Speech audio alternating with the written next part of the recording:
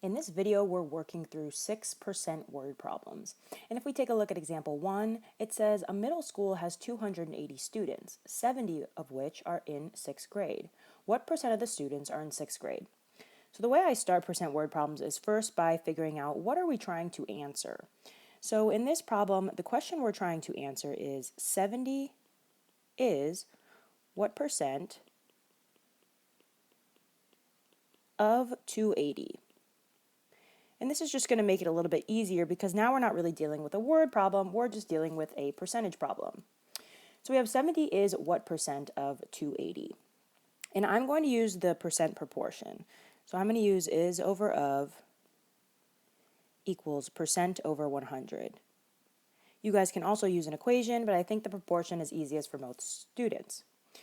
So we have to figure out what each part of our proportion is. So our problem says 70 is, so 70 is going to be our is. What percent? So what percent is what we're solving for, so that's going to be our x. So we're going to put an x in the percent part of our proportion. 100 always stays the same, and now we have to figure out what the of is, and it says of 280. So 280 is going to be our of. So we have 70 over 280 equals x over 100, and now we just have to solve this proportion. So I want to simplify the left side first. So first we can cross out the zeros, which is the same as dividing by 10. So now we have 7 over 28, and we can divide the top and bottom by 7 to get 1/4 is equal to x over 100. And now we can just solve this by cross multiplying, and I'll do that over here. So we're going to multiply the diagonals and set them equal. So we're going to multiply 4 times x, set it equal to 1 times 100, which is just 100. And finally, to get the x by itself, we're going to divide both sides of our equation by 4. And we get that x is equal to 25%. So we know that 25% of the students are in 6th grade. Moving on to example 2, it says, a store is having a 20% off sale on all items. What is the price of a shirt that originally cost $30? So the question we're trying to answer is, what is 30 decreased by 20%? Because we're taking off 20% from the price of $30. So now what we want to do is to decrease a number by some percent, we have to take that number and then subtract whatever percent we're decreasing it by of that number. So we're going to do 30 minus 20% of 30. And now to find 20% of 30, we can use the percent proportion, but to find percents of numbers, there's actually a shortcut that makes sense to most students. So we can just multiply 20% written as a decimal, which is 0.2. Of in math means multiplication. So we're going to multiply 0.2 by 30. And we can probably do this in our head. So 30 times 2 is 60. And then we need to know where to place the decimal point. We have 1 digit to the right of the decimal point in our original numbers. So we want 1 digit to the right of our decimal point in our answer. So we get that 20% of 30 is 6. So really, we need to do $30 minus $6. And we're going to get an answer of $24. So after the item is reduced by 20%, the new price is $24. Let's go through some more examples. So problem 3 says, a dance team is raising money to travel to a tournament. So far, they have raised $6,000, which is 75% of their goal. How much more money do they need to raise to reach their goal? So what I want to do first is figure out what their goal is. And then we can figure out how much more money they need by just subtracting what they've already raised. So the question I want to answer is, 6,000 is 75% of what number?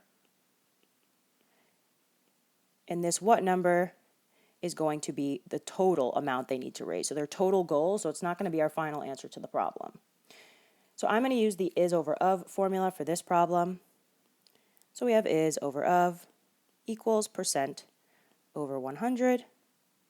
And we have to figure out what each part of our proportion is for this problem. So 6,000 is next to is, so that's going to be our is. So we have 6,000 on the top left.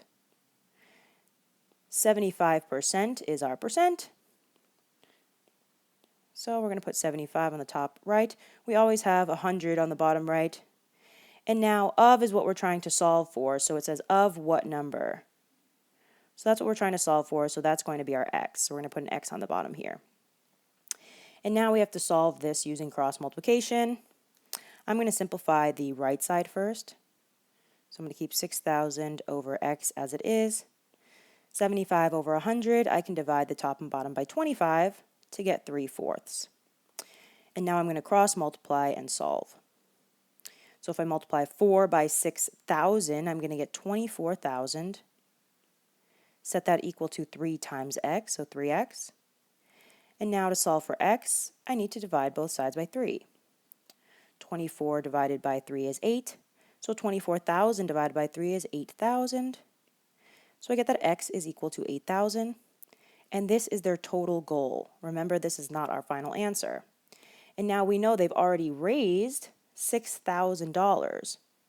So we can just subtract 6,000 from their goal to figure out how much more they have to raise, and we should get $2,000. Moving on to problem 4, it says the height of a tree increased by 15% over the last year. If the new height of the tree is 92 feet, what was the height of the tree at the beginning of last year? So these types of problems are often tricky for students. So we know that the height of a tree has increased by 15% and the new height is 92 feet.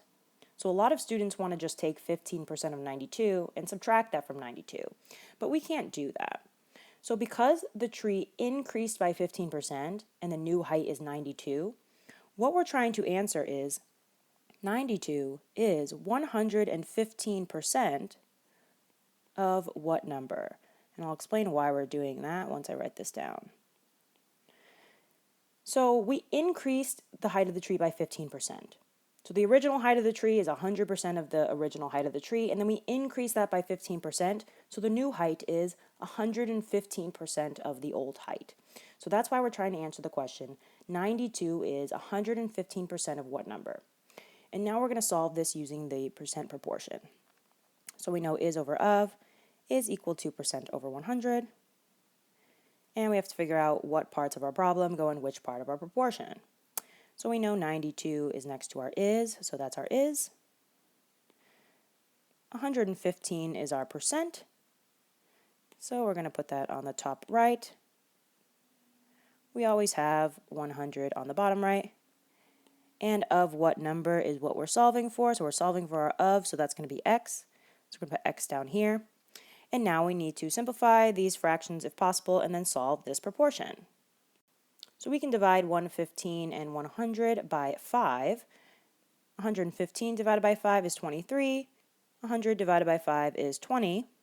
And this is still equal to 92 over x. And now we are going to go up here and we are going to cross multiply.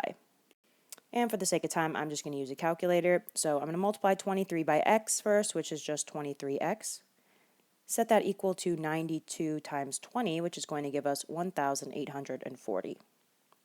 And now what I need to do is divide both sides of my equation by 23 to get rid of it on the left side.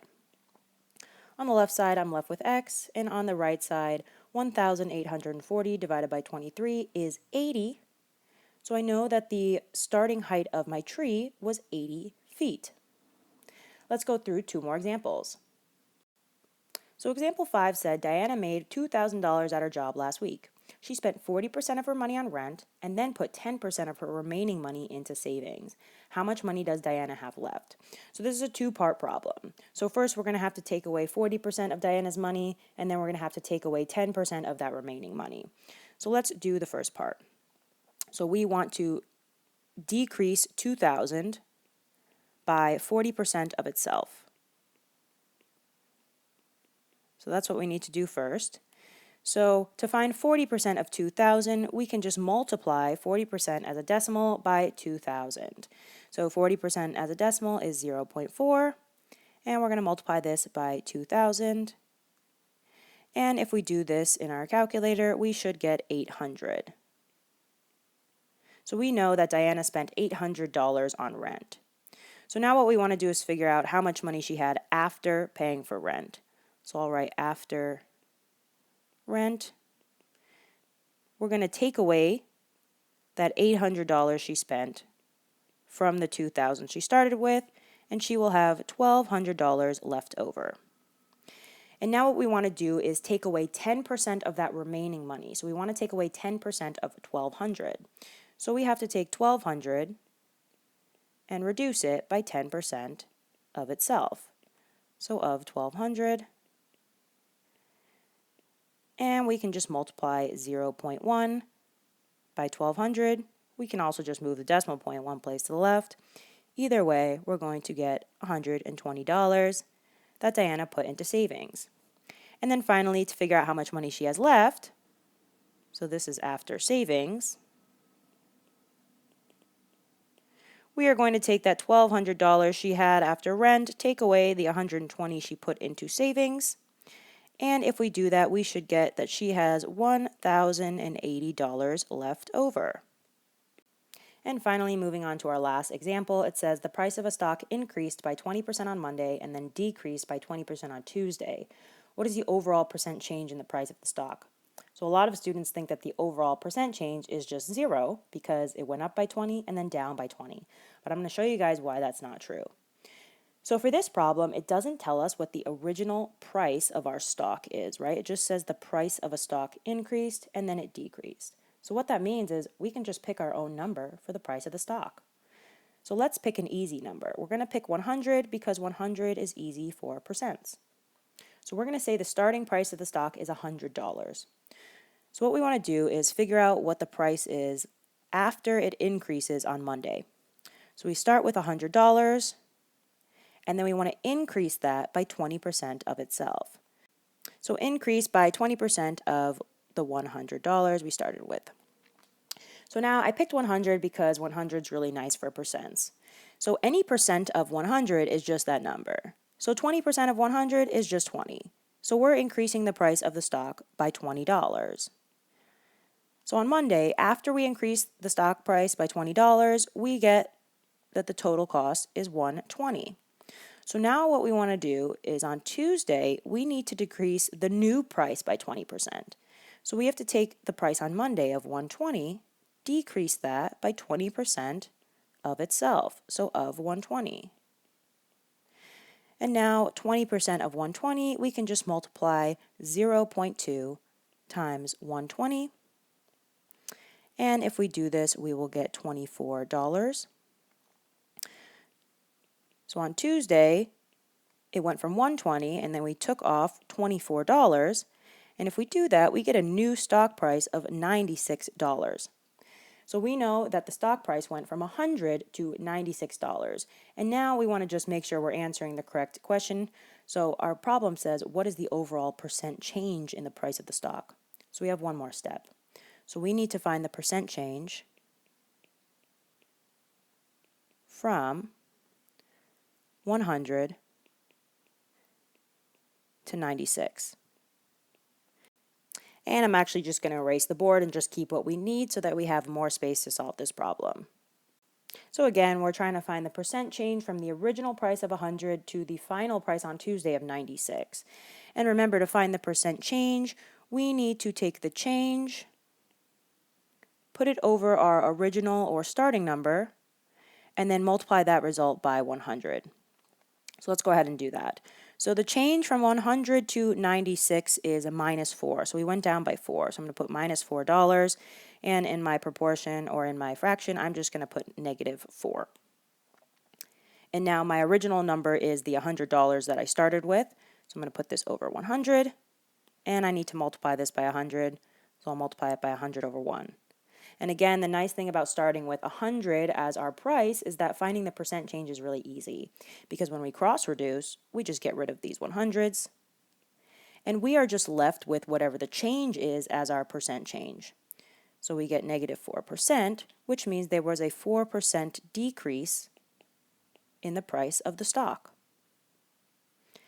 So hopefully this video helped you guys understand percent word problems a little bit better.